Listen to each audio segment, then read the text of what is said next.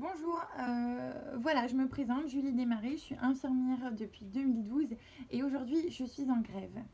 Alors, je voulais faire cette vidéo pour vous expliquer un petit peu pourquoi je suis en grève aujourd'hui et pourquoi certaines de mes collègues sont en grève aujourd'hui et pourquoi je fais cette vidéo. Alors déjà, pourquoi cette grève? Eh bien en fait parce que le ministère de la Santé a exposé son plan santé 2022 et en fait dans ce plan santé, on ne mentionne jamais les infirmières, c'est-à-dire qu'il n'y a aucune revalorisation de notre travail, aucun réajustement par rapport à notre statut. Donc voilà, déjà il y a ça qui a mis le feu aux poudres et notamment avec la création des auxiliaires médicaux et j'en reviendrai après par la suite. Et pourquoi je fais cette vidéo? Et bien en fait c'est parce que infirmière, on est un des seuls métiers, voire le seul métier où en fait on fait grève tout en travaillant. C'est-à-dire qu'on n'a pas le choix. On va travailler et on marque sur notre blouse en grève, comme vous avez certainement pu le voir à l'hôpital.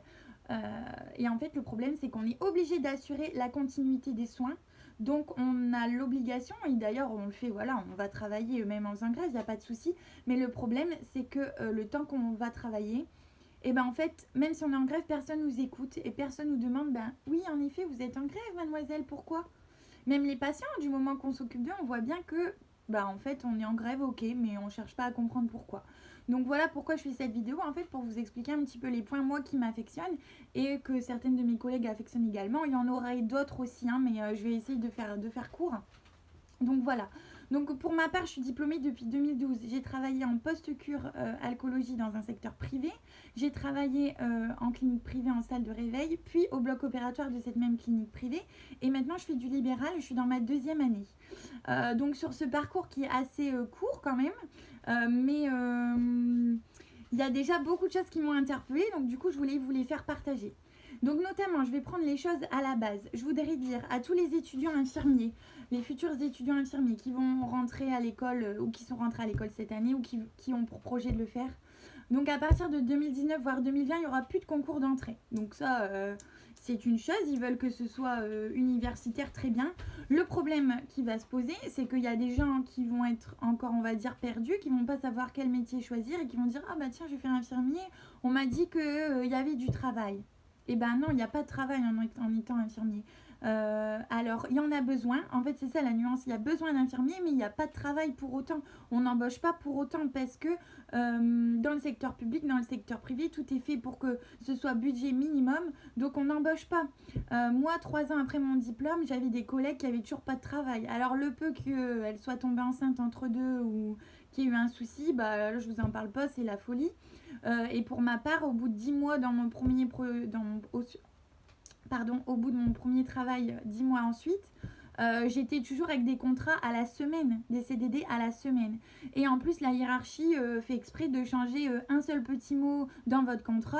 Comme ça, vous ne pouvez pas vous manifester. Et en fait, normalement, au bout de 4 ou 5 CDD à la suite, normalement du même motif, ils sont obligés de vous donner un CDI. Donc ça, c'est un problème qu'on rencontre tout le temps, qu'on rencontre énormément. Donc je vous dis, non, en fait, il n'y a pas de travail. Donc si vous choisissez cette formation, faites-le par envie, par vocation et non pas parce que vous ne savez pas trop quoi faire en fait. Hein. Parce que, alors le truc aussi, c'est qu'une fois que vous serez diplômé, qu'une fois qu'une infirmière a son diplôme, et ben elle se retrouve projetée dans le monde du travail, si elle en trouve tout de suite, et on sert en gros de bouche-trou.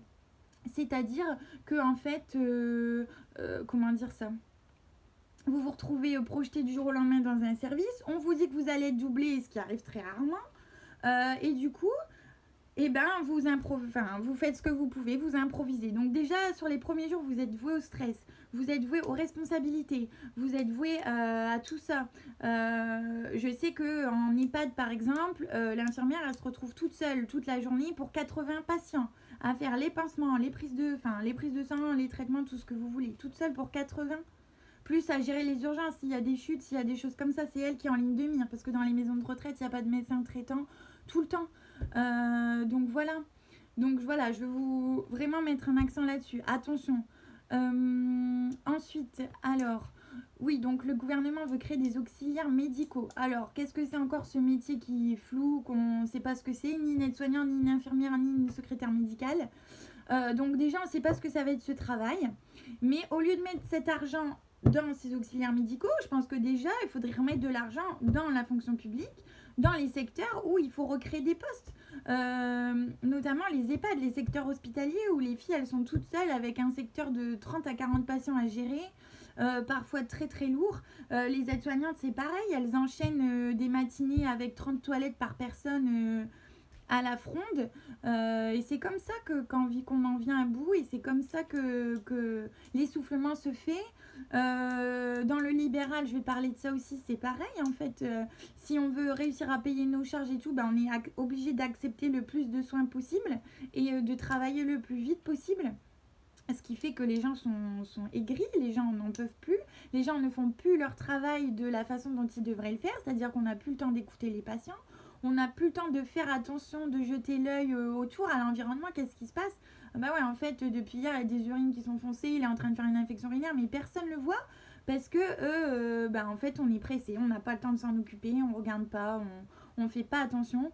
Et encore l'année dernière, en juillet 2017, sur l'Imbre, une ville à côté de chez moi, il y a un infirmier libéral qui s'est encore suicidé. Donc le problème de la psychologie des soignants est très présent et personne ne le prend en compte. Donc voilà. Je vais parler aussi notamment de la revalorisation des salaires, car en France, nous sommes parmi les infirmières les moins bien payées d'Europe, alors qu'on a un des meilleurs systèmes de santé. Logique. Donc voilà, que ce soit en public, privé ou libéral, c'est pareil partout. Hein. Alors en fait, je voudrais dire aussi que pour ma part, je fais et nous faisons notre métier par passion. Et n'oubliez pas qu'un jour, vous serez entre nos mains. Vous serez fatigué, malade, vous, vos parents. Mais nous aussi, en fait, c'est des mains qui sont fatiguées, qui ne sont pas récompensées pour le dénouement, le temps qu'on passe au travail, les soucis, la responsabilité qu'on peut y avoir. Du coup, vous allez vous retrouver peut-être en EHPAD à avoir droit à une seule douche par mois, alors que vous payez votre maison de retraite très très cher. Que votre infirmière libérale n'écoutera pas vos plaintes, mais elle se contentera de faire sa piqûre et de se sauver. Comme parfois j'entends des patients qui parlent de choses, donc j'entends ça. Que vous avez sonné peut-être depuis 10 minutes, mais que personne n'est arrivé, bah, c'est normal parce qu'en fait, il n'y a pas de personnel soignant, parce qu'on est obligé de boucher les trous des arrêts maladie, pallier aux absences, on enchaîne les jours et en fait, bah, sans être payé, sans pouvoir les récupérer. Donc on fait ce qu'on peut, je suis désolée de vous le dire. Dans la clinique où je travaillais, par exemple, les collègues là actuellement n'ont même plus de prime de participation aux bénéfices. Alors, c'est pas qu'il n'y a pas de bénéfices, il y en a énormément parce que ça fait partie d'un groupe de cliniques privées, donc il y a du bénéfice, il n'y a pas de souci.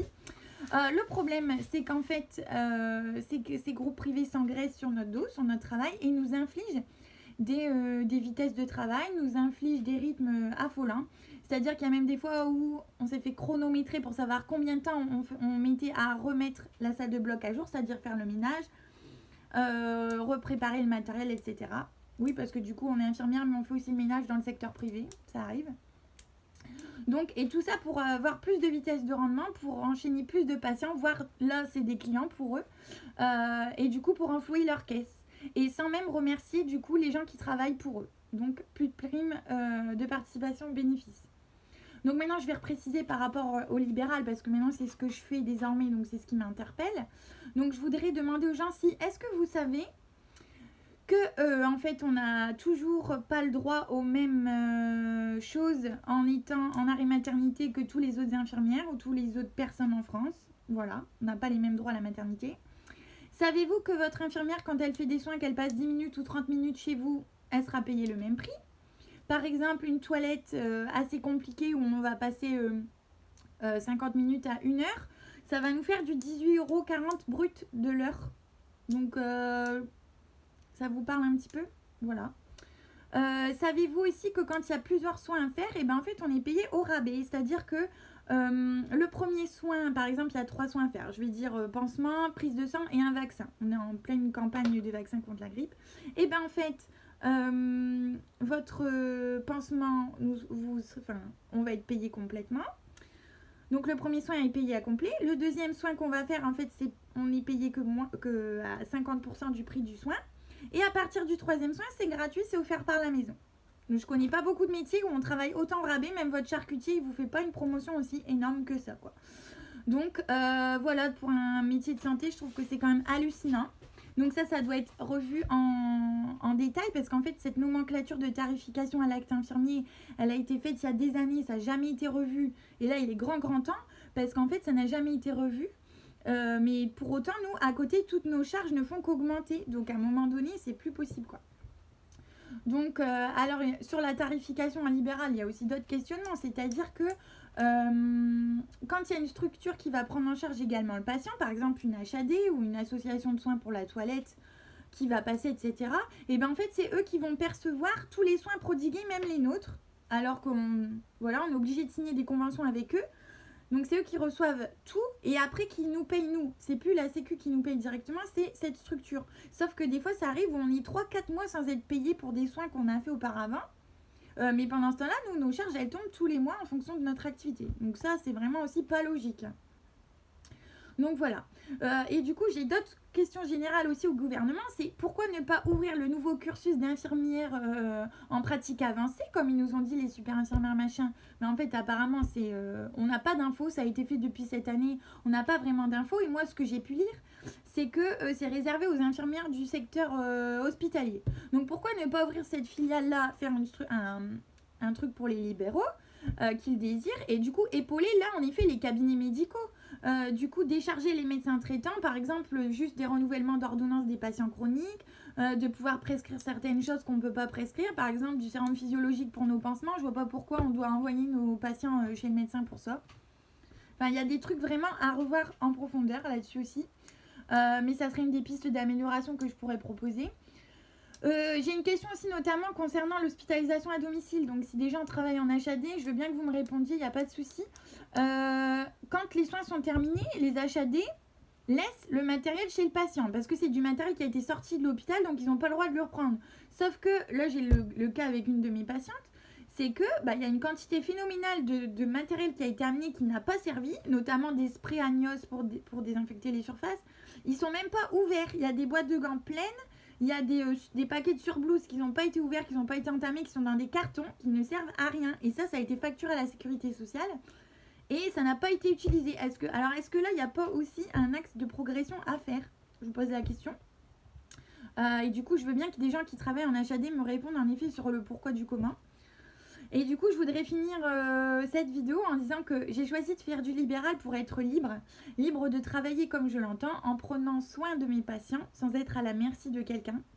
Mais je m'efforce de constater que même là, en fait, je suis obligée d'avoir un certain rendement pour pouvoir payer mes charges, que mon temps libre est consacré à effectuer ma facturation ou rappeler notamment les mutuelles qui ne nous règlent pas en temps et en heure et les autres structures de soins qui nous doivent de l'argent depuis des mois.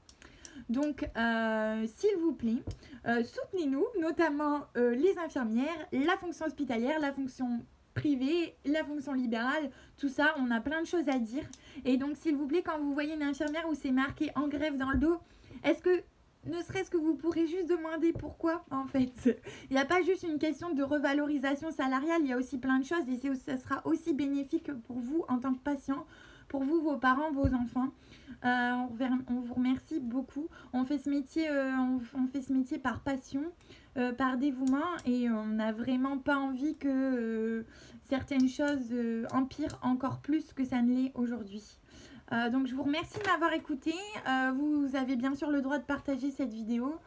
Et donc voilà. Je vous souhaite une bonne journée et les infirmières sont en grève et je soutiens le mouvement. Merci.